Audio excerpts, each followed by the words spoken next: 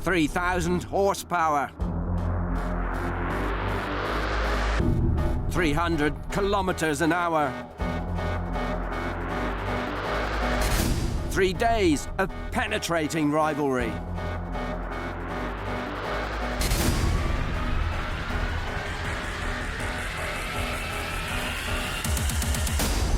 Welcome to the 2014 Oryx Cup.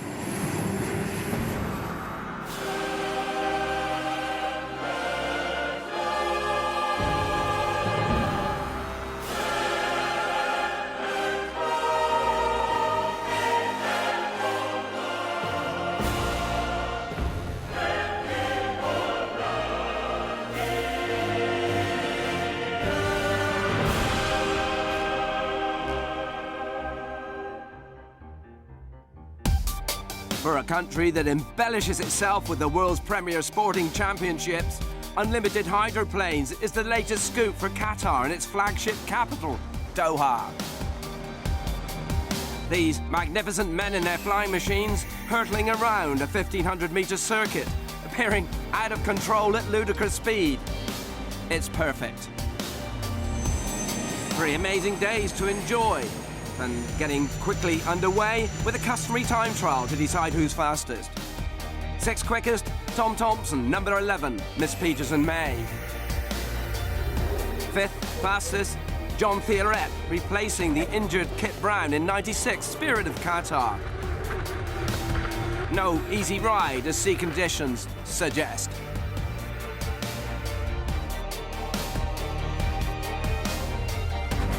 4th, Carl Phipps, number 7, Graham Trucking, number 2, ranked number 3. 3rd, John Zimmerman, number 9, the Rocket Man, Team Red Dot, ranked 4. And the top 2, J. Michael Kelly, Graham Trucking 1, winner here in 2009, and in red-hot form. And quickest of the day, Jimmy Shane, champion in 2012 and 13, looking to make it 3 in a row with number 6, Alberto Beef Jerky. Shane's best lap time, just 0.221 of a second better than Kelly, but that's enough to secure 100 points to kick-start his defence of the world title. As well as the Oryx Cup World Championship, this is also the finals of the American High Point Series. Points accrued from the USA Tour added to those here to determine who's best of the USA this year. Shane in charge, but with work to do. 400 points for the winners of 4 heats, so that 800-point lead could disappear very quickly. Lots to pack in. Let's begin, and no better place to start than the start. 3, 2, 1, mark, 1 minute. We're a sport that's based on a tradition since 1903, and we use a clock start. It's called a rolling start. The boats are at speed as they approach the starting line. When the clock gets to 0, your boat cannot be ahead of the clock. It's got to be right there, and we're traveling at give or take 280 kilometers per hour, 200 and something miles per hour. So you're traveling 300 feet per second. So accuracy is critical. If you jump, it's a 1-lap penalty. Basically, you're done. And I have jumped the gun here at the Oryx Cup. I should have won 3 times, and I was called for infractions. So we use a camera technology that does 30 slides per second. And then there's a light that comes on. If there's no light, you're legal. If your bow's over, the sponson's over, and the light comes on, you're illegal. It adds spice to an already hot mix. On to the first heats. Jimmy Shane and J. Michael Kelly ensuring the battle for the High Points title will go all the way to the final day. JMK cruising to a comfortable win in the first of the afternoon's heats, while start violations for both Shane and Zimmerman in Heat 1B guarantees Qatar's Jean Theoret marks his return to the sport after 5 years with a blistering run. And a maximum points haul for him. Jubilation for the home team, work to do for the favourites. To win our first heat out is amazing. And the 2 other guys out in front jumped, so it was all good for us. Driver mistake. I made a mistake and I'll admit to it. But Shane's back on track in Heat 2B, making up for the disappointment of starting his opening heat prematurely by leading from start to finish this time and maintaining his push for the title. Thierret is an impressive second. And Phipps finishes third. Elsewhere, no smoke without fire. Let's get somebody out there as fast as we can. Thanks. I don't know exactly what's happening, but there was a little flame in the back end still burning, and that's what they started panicking about. I mean, rightfully so. Everybody wants to be really cautious, but you know, they brought me the fire extinguisher and I put it out myself, so we'll get it fixed up and we'll be ready to run tomorrow. Heat 2A rescheduled to run after 2B following that wee blaze on Peterson Maze. Kelly never troubled by Zimmerman. What's going to happen if you keep on this form into tomorrow? Well, the goal is to win every race we get out there and you know, make that final and win the final. Won the Oryx Cup in 2009. Ted Porter's won, I think, what, 5 out of 6. So let's make it 6 out of 7. Not so lucky for Thompson. Midnight oil for his crew. Odds against a title win now suddenly considerably higher. Rough day all round. Flying by the seat of the pants on a cushion of air trapped in the tunnel beneath. Raising the boat above the water to reduce drag. But hovering inches above the surface brings its own risks. Any unexpected change, and they can quickly take off. There's nothing like it in normal life that would compare to it. I think if you climbed in your washing machine, put it on high speed and filled it with water, that's pretty close. When you're going straight, not so much. It's basically static, feeling like you're in your car. As soon as you go into a turn and the turn fin grabs the water, now you go from 0 G loads, weight of gravity, from anywhere from 4 to 11 Gs, depending on if the boat gets rough. So that's 11 times the weight of your body. There's a head restraint to try to keep your neck here, but it is a violent activity. Then you get back on the straightaway. Now the boat's floating, not so rough. You can actually breathe a little bit in the straightaways. Next turn, you don't back out of it. Turn the wheel. You're using a canard wing up front with your left foot. Right foot's gas, fuel, petrol. Left foot canard. So you're flying in the straightaway, and in the turn, you're really trying to keep it light, because as those sponsons get wet, you slow down. You're the only guy I know that's done a complete 360 loop and landed it. I think in this country we would say inshallah. It's I hit what's called a roller, which is a wave that started out in the Arabian Sea a long time ago. Rolling in, you don't see it. You hit it at 200, the sponsons lift and away you go. So it was Mumtaz and inshallah, and I'm still here. I had called my wife, who was back in the States, forgetting it was about 4 a.m. her time, and I said, "Hey honey, I'm okay." She says, "Of course you are," and she hung up. Also recall Steve Davis saying at the time it took a lot of skill to land that 360. Good time for the sun to set, I think. It's day 2, the pits are open and everyone can get close up and personal with this, the most approachable of any sport.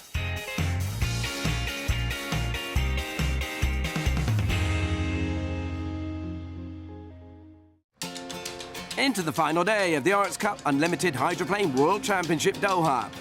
With any chance of J. Michael Kelly now lifting the national title dependent on him being drawn in the same heat as Shane and beating him. His wish is granted. They finally clash in Heat 3A, joined by John Zimmerman, Dave Warren and Jesse Robertson. Kelly nails the perfect start, edging clear of Shane and making short shrift of establishing a 50-metre lead, which the Alberto driver is simply not able to close. The win enables Kelly to shave a further 100 points off the deficit. Elsewhere, Zimmerman crosses the line in a comfortable third, and Warren passes Robertson a lap from home to snatch fourth. Dave Wilcock is unable to make the start of 3B after his turbine engine ingests water. It leaves the door open for Thierret, Phipps, Webster and a struggling Tom Thompson to vie for the top spot. Picking up the Qatar team gauntlet, Thierret goes for glory and a win that would virtually guarantee his spot in the Oryx Cup final. But 800 metres from home, his train derails when the steering wheel parts company and he grinds to a halt. It leaves the door open for the pursuing Phipps to sail through and take the lead with the resurgent Thompson, passing Webster to grab the runner-up slot and a valuable 300 points. As usual, the Peterson May team busted their butt all night long to take 2 and make 1. And you know, our plan was to go out, let me push it a little bit in the first lap of testing, or before the race started, to see what it would do. And if it worked, it was, you know, go for it and see what we could get. Final heats in a couple of minutes. First, the man who's done more for powerboating than anyone else in 3 decades. I would like you to take a look at this, his junior academy. You see the two checker buoys, you want to go between those. شايفين البويات اللي هو الابيض والاسود وحط راي عليهم سيده بتمر بينهم. You'll see outside there's small white buoys out there. The journey begins in February 2014 when 24 youngsters turn up, eager to learn how to drive a hydroplane.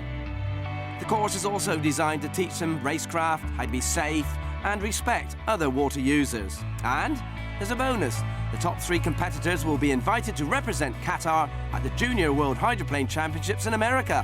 How about that?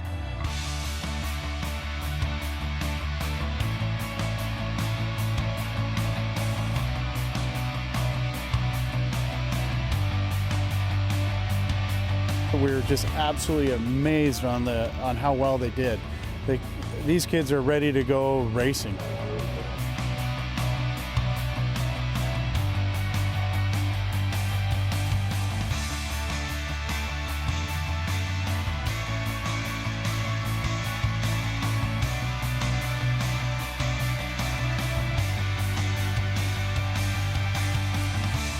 Eventually at the Worlds, they're pitched against bigger and more experienced drivers. There are to be no medals, but they lead the grandest occasion of their young lives with heads held high and the challenge of turning the tables when everyone arrives in Doha for the reverse fixture in 2015. Much accomplished and a huge cultural bridge is constructed. It was a great experience. We did really well against the best in the world. I said I will make a Qatari world champion. It's a promise to myself, a promise to the Qataris. They've created an excellent friendship. They've created a very strong competition. The communication between those guys I can see on Facebook is just impressive. So, at the end of the day, we've reached our objective. We had the guys racing in the US. Now we're looking at maybe some of the kids from the US coming and racing the junior hydro in 2015. So, that's the plan we're working on. We want to bring in the two cultures closer together. Sheikh Hassan Al Thani, great man, grossly undervalued by a majority across the world of powerboating. Back to the Oryx Cup, Heat 4A. A win or second place enough for Shane to clinch the 2014 National High Points Championship, with the Oryx Cup double still on the cards. No pressure then. Zimmerman, Phipps, Thompson and Warren complete the lineup, with Thompson's Peterson May pit crew using up all their spare bits to even get in there.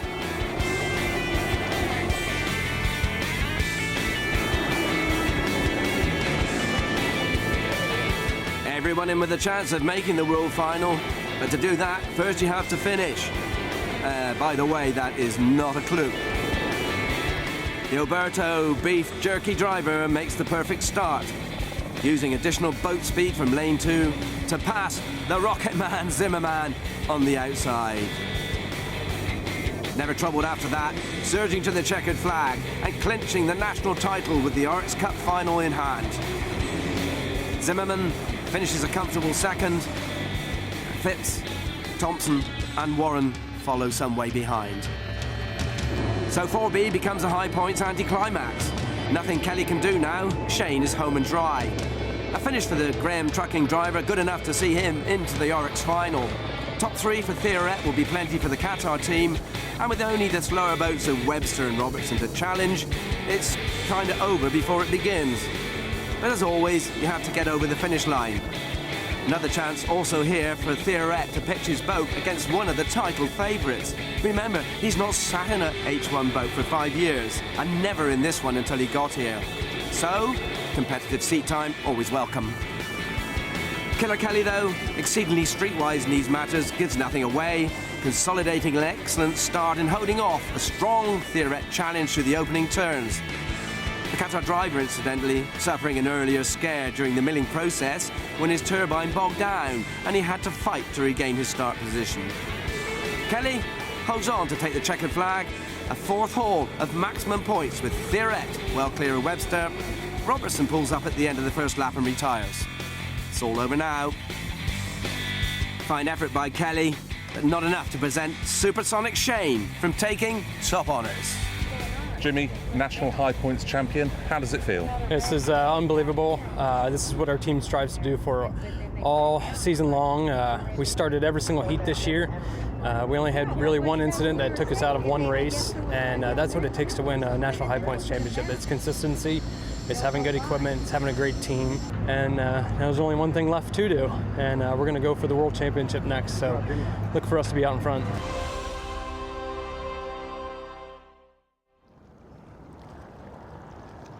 Welcome back for the Oryx Cup final on a beautiful day in Doha Bay, as the Americans say. It's time for the winner-takes-all showdown for the world title.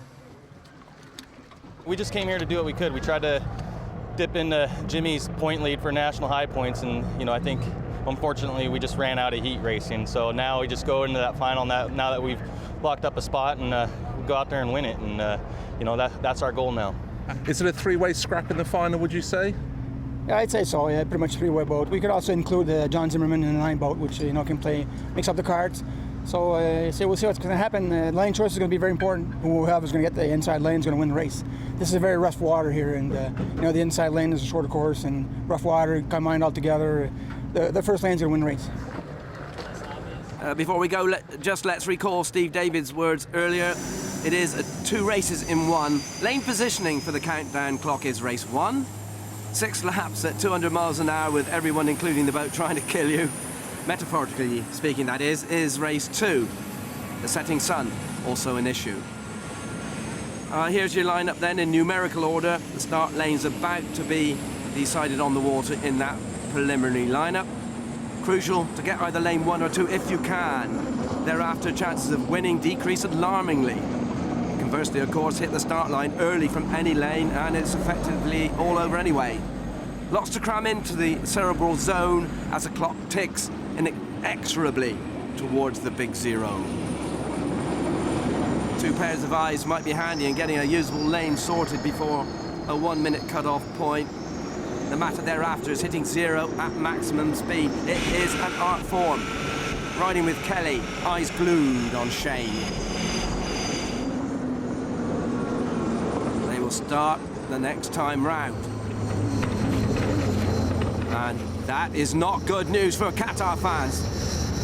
A major concern there, the boat grinding to a halt, while up front it's cat and mouse for the 30 seconds to 0. Kelly appears to have the inside track, shadowed by Zimmerman. Shane outside him.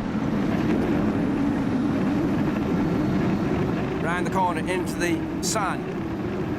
Phipps has secured lane 2. There he is, ahead of everyone else, but that's a misjudgment. He's too slow there to hit the ground running at the big naught. He'll be trashed from there. 8, 7, 6, 5, 4, 3, 2, 1. Here we go. Whoa, close. It was clean though. Zimmerman and Shane together. Kelly is third, but with inside track. Turn 1 coming up.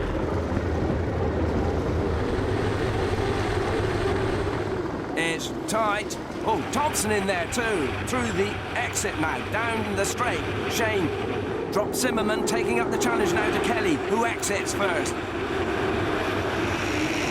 Shane with the speed, but 7 boat lengths is the required distance between the 2 boats before he can pull over. And these turns come up pretty thick and fast. 292 kilometers an hour, top speed on that straight. No time to think about what to do next. It's gut instinct and experience. In a game where centimeters count front and side. Kelly clinging desperately on to his priceless inside lane. Temperature rising. Sun sinking. Side by side. Whoa! Bouncing moments for the Oberto man. A little bit close there for the new High Points champion. Still in there. Halfway through lap 2. Wondering, though, whether he may have burst his little bubble with that bobble. Not quite so close now. No quitter, of course. Kelly will be well aware of that. Oh, and all going off behind too. Tom Thompson's box of bits versus Carl Phipps, 3rd overall in the High Point Stakes. No podium place on offer as yet. Zimmerman some way ahead, but plenty of pride for the man in the yellow boat who had to put his own fire out earlier, you remember. Some days it just doesn't happen for you, does it, Tom? dropping off a little here at the top turn of the oval track. Back to Shane and Kelly. The nerves still jangling and the teeth rattling in both camps. Race halfway point, and looking back at the end of lap 1 to a passage of play that might well have decided which mantelpiece the Oryx Cup will grace this Christmas. Shane, the faster boat. Kelly, the shorter route. It's a classic. Thompson on the march again too. Back on the case. 290 kilometers an hour for him. Needs a bit more. Behind them, Webster in 6th, hoping to pick up an odd late scrap that might come his way. Owen Sperrer thought for Jean Thioret, a fuel problem denying him the opportunity of joining in the fun. He would have loved this. Well, here's the start again. Phipps arriving early, Kelly a tad late, Shane on the button from lane 3. But Kelly, the executioner of lap 2, getting ahead, and he's still there, topping out at 301 kilometers an hour on that lap. The man who races in virtually every class most weekends, in very good shape here. Zimmerman tucked in 3rd without sufficient pace on the day to keep up. 6 kilometers an hour slower than Shane in qualifying, that's a lot. Hanging in his only option, 298 kilometers an hour. And decreasing light as well now, the sun's setting in a salt haze created by rooster tails. And you might like to consider this as well. These boats travel at 300 feet every second. An average driver's reaction time is 2 seconds. So everything 200 meters ahead is history. Spot a hazard, nothing you can do. Your brain won't engage in time. How scary is that?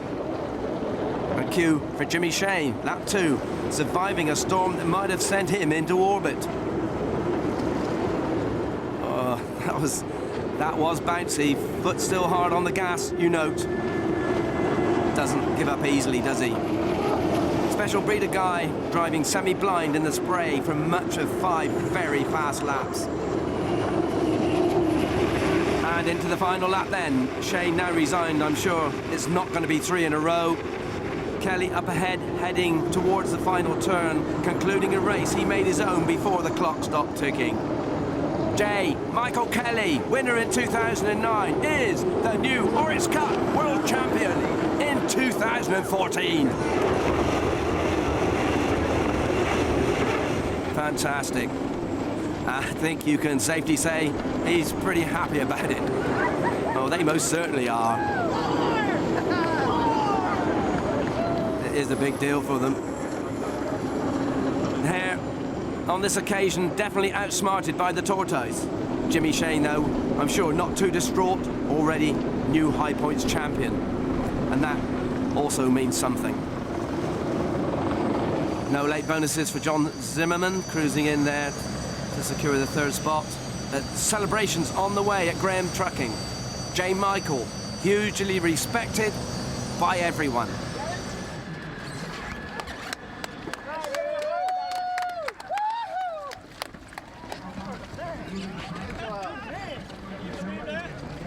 This is how it finishes up.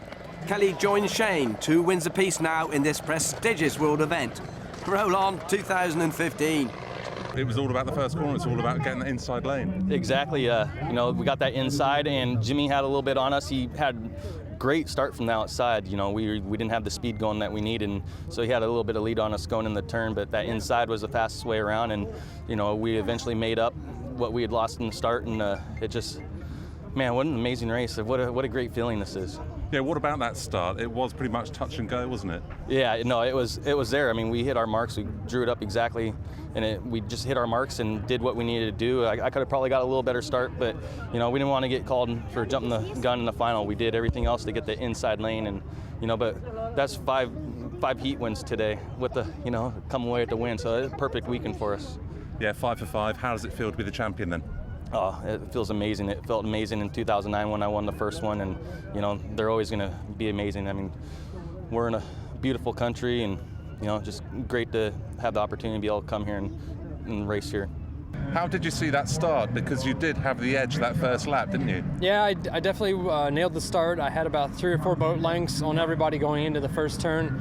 Was able to hold them off for a lap and a half, and the rough water got to us, and that was it. And it wasn't just the rough water. What about the sun? Yeah, that once you go around two laps around this place, the salt kind of hangs in the air.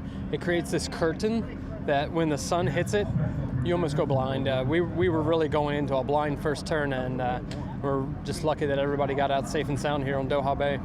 You can gonna give it another go next year then? Absolutely. We'll be back. It'll be my 6th time back here in Doha, and we'll be looking to get another World Championship. What a weekend. Great weather, great crowds, great atmosphere, and a new world champion. Picture perfect.